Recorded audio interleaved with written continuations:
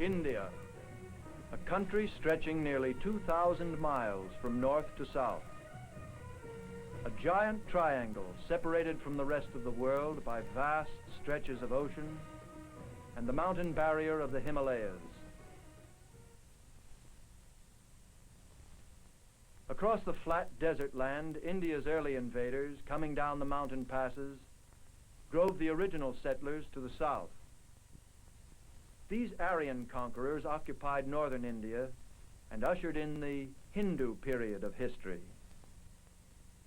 As they expanded, the Aryans settled in what are today Patna, Delhi, and other northern cities. These ruins stand near Delhi to this day. It was near Delhi that, according to legend, a mighty war was fought between rival forces of Hinduism.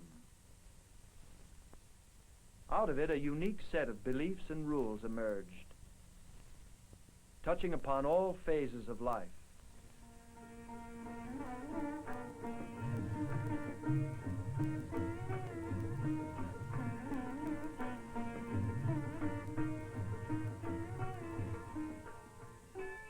These sculptures are ornaments only, not images of the religion's founder. Hinduism has no one founder, no one set of doctrines. A Hindu may choose his own personal god or an incarnation of it in human or animal form. Many animals are sacred in the Hindu religion because of association with gods. One god whom Hindus honor is Hanuman, a monkey who befriended Rama. Rama was an incarnation of Vishnu, born on earth as a great hero. The descendants of Hanuman are sacred. They are fed and protected in temples. Hinduism teaches discipline and self-denial. These holy men practice discipline and self-denial. The Hindu believes that life on earth is temporary and is preceded and followed by an indefinite series of lives. Only full knowledge can bring release from this cycle of rebirth and lead to unending bliss. To achieve it, many Hindus believe that the body must be disciplined. Some use pain and self-torture for this purpose. Staring into the blinding sun, sitting for hours and for days in a difficult posture, standing, kneeling, perching in tortuous positions, praying night and day, repeating the name of God over and over. Such are some of the methods of discipline used by the Hindu holy men who concentrate in holy meditation.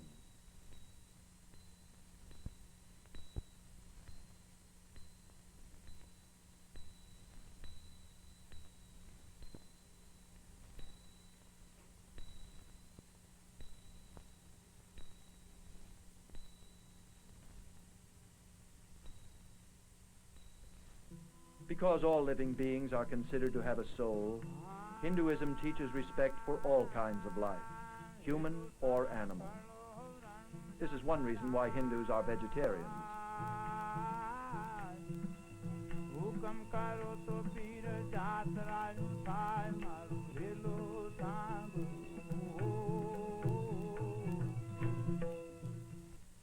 Throughout India, imposing temples stand witness to the deep religious feeling of the Hindu.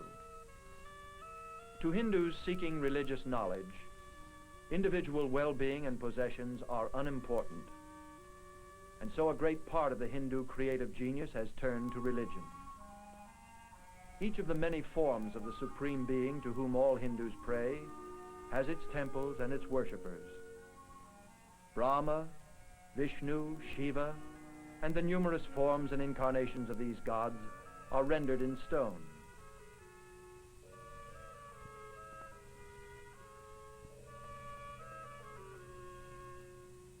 The highest art of India is seen in carvings made during the period of the Gupta dynasty. Gupta kings ruled northern India in the 4th, 5th, and 6th centuries AD. And under the Guptas, some of the greatest masterpieces of Indian art were created. Although it lasted less than 300 years, it is considered the classical age of India's culture. After the 8th century, new waves of invaders swept down on the plains, burning, fighting, pillaging. Arabs, Afghans, Turks, all of them fanatic Muslims, littered the Indian countryside with ruins.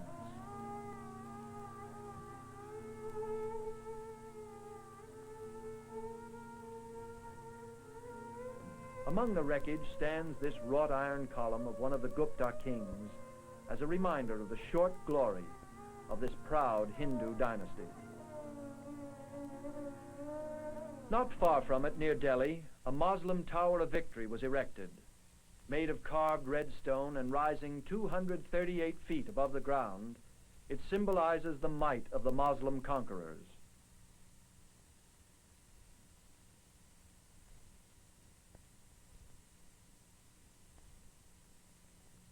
But they too gave way to a new invader, the Mughal descendants of Timur and Genghis Khan.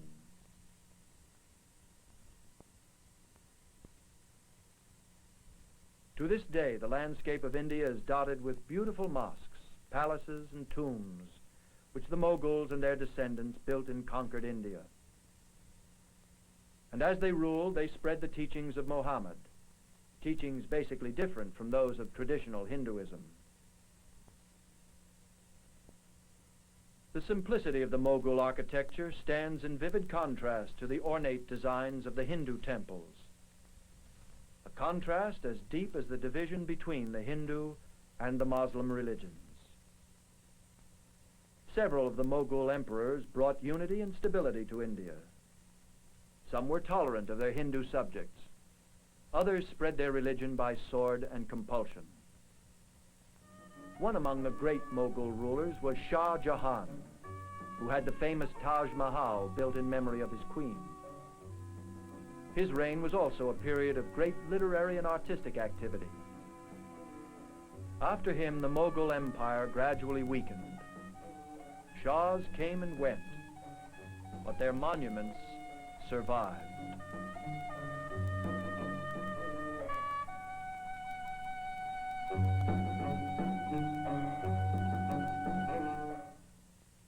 At the end of the 15th century, other outside forces came to India, this time by sea. As sea routes became safer, trading companies from Europe founded outposts on Indian soil.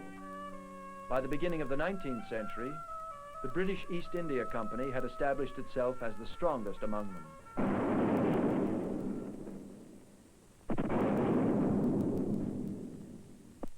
Supporting local wars and power disputes of Hindu and Muslim princes, the East India Company gradually spread its dominion over the vast Indian territory. Selfish and often inefficient, the company rule led to mutinies and civil strife. In 1858, Queen Victoria proclaimed the transfer of sovereignty from the East India Company to the British Crown.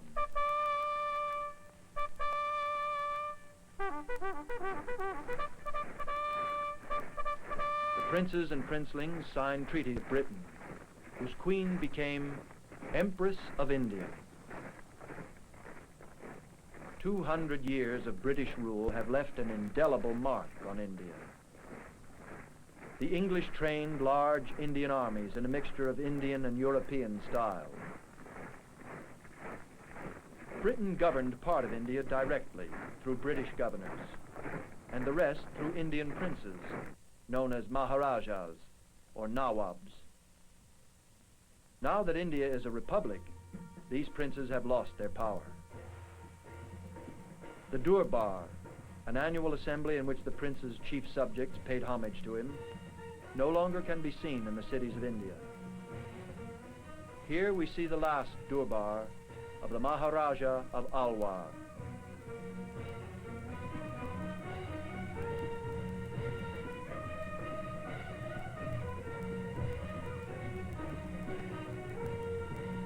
princes, many of whom were descendants of kings and princes of earlier dynasties, ruled under British protection guaranteed by treaty. Their power and position depended entirely on the British. Indian princes gave allegiance to the British crown just as their own noble subjects gave allegiance to them. Now all this splendor and pageantry are gone, and the Indian Durbars are fading into legend. The English love of spacious plazas and gardens can be seen in New Delhi, for years the home of the British government in India, now the capital of the Republic. Large parts of many Indian cities were developed by the British as residential and administrative areas for their military forces and civil servants.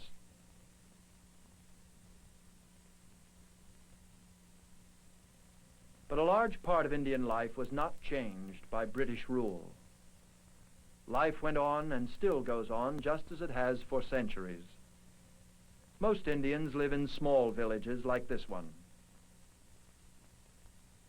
Here, using simple tools that have not changed in hundreds of years, they live off the soil.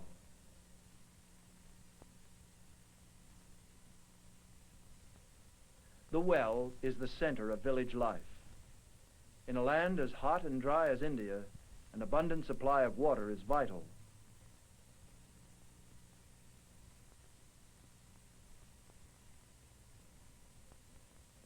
"11 million Indians live in the great cities. Over 345 million Indians live in small villages, which as yet have little contact with the outside world." The great Indian leader, Mahatma Gandhi, encouraged the use of the spinning wheel in the small villages of India. Spinning cloth, he believed, would keep farmers busy when there was no work to do in the fields. Gandhi also saw spinning as a symbol of India's independence from foreign domination. The spinning wheel was only part of Gandhi's plans for Indian freedom. He believed that independence had to be achieved through ahimsa, an Indian word meaning non-violence. He taught resistance to Britain by non-violent means. In groups small and large, Indians of every class discussed and planned their non-violent fight for freedom.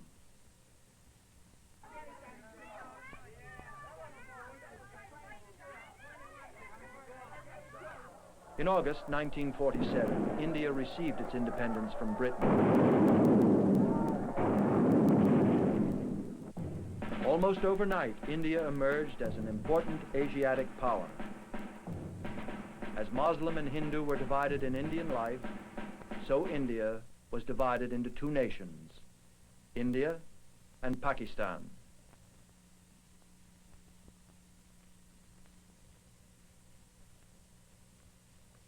In order to ensure the progress all India is looking forward to, more teachers and schools are needed. Universities all over India are filled with eager young students, anxious to improve the lot of the millions of their fellow citizens who can neither read nor write.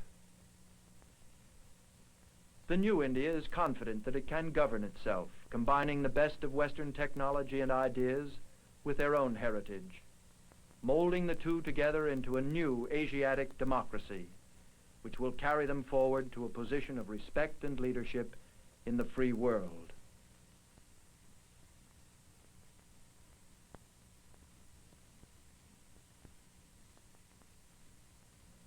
Women long kept in the home are now taking an active part in the political life of their country.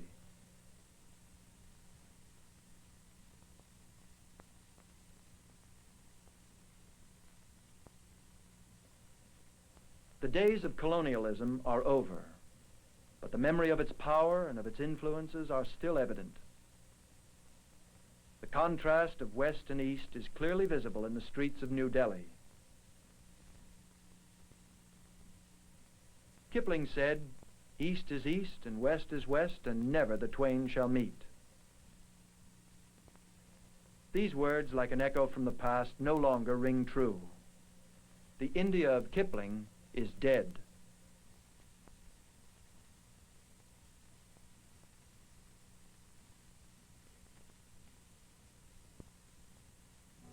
Now East and West are meeting every day.